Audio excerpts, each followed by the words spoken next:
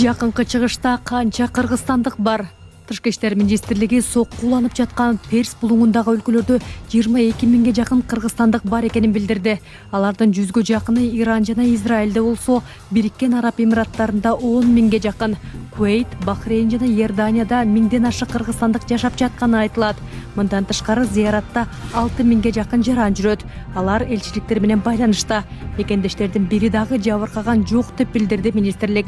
Согушка байланыштуу кайсы жак уча албайсыз? Кыргызстан Ирандагы кырдаалга байланыштуу эл аралык авиакаттамдарга өзгөртүүлөрдү киргизип, рейстерди убактылуу токтотту. Рейстердин качан жанданары белгисиз. Сиз 1-марттан тарта төмөнкү багыттар боюнча уча албайсыз. Алар Бишкек Шарджа, Бишкек Жидда, Бишкек Куейт шаары жана Бишкек Дубай. Аэропорт билдиргендей, мындай чечим учуулардын коопсуздугун камсыз кылуу жана авиакомпаниялардын маршруттарын өзгөртүүсү менен байланыштуу. Эгерде сиздин рейсиңиз жокко чыгарылып, билет акысын кайтарып алам же сапарымдын убактысын өзгөртөм десеңиз, тезинен авиакомпанияларга же билет сатылган жерге кайрылыңыз. Меккеде 6 миңге жакын кыргыз зыярат кылып жүрөт.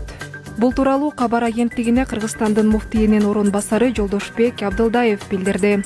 Анын айтымында каттоодон өткөн 46 фирма жана ал жактагы өкүлдөр аркылуу жарандар боюнча маалымат алынып жатат. Меккеде учурда аба 6 жакынкы чыгыштагы кырдаалга байланыштуу аба каттамдары токтоп турат. Айрым мамлекеттер сүйлөшүү жолу аркылуу жарандарын алып чыгып кетип жатышыптыр. Ал эми Дубай аркылуу кайтып келе турган бардык каттамдар учурда токтотулган. Биз быйыл бул ишти биринчи жолу уюштуруп жаткандыктан, келишимде жарандарды кайра алып келүүнү фирмалардын өздөрүнө милдеттендиргенбиз деп түшүндүрдү Абдылдаев. Кыргыз-Кытай чек арасында жер титиреди.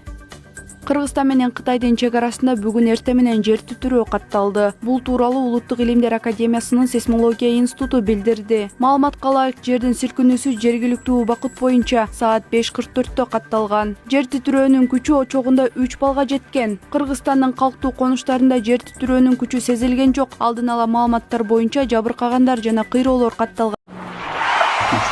Биз ушу жол кырсыгынан улам ушул состояниега түшүп калды балам. Эч бир ата энени Аллахым бала менен сынабасын.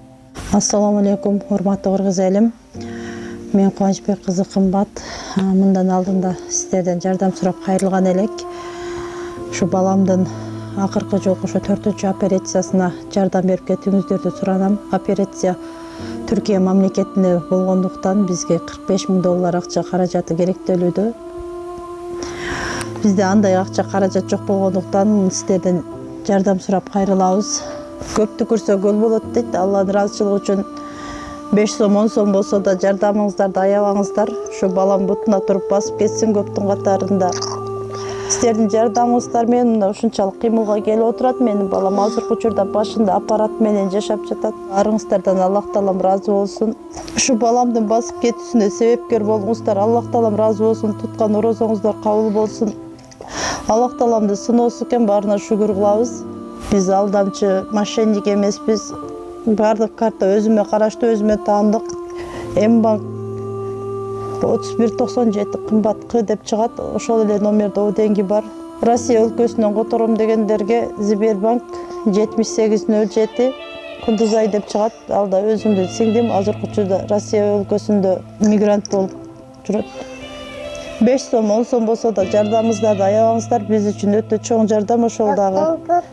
Баарыңыздардан Аллахым ыраазы болсун.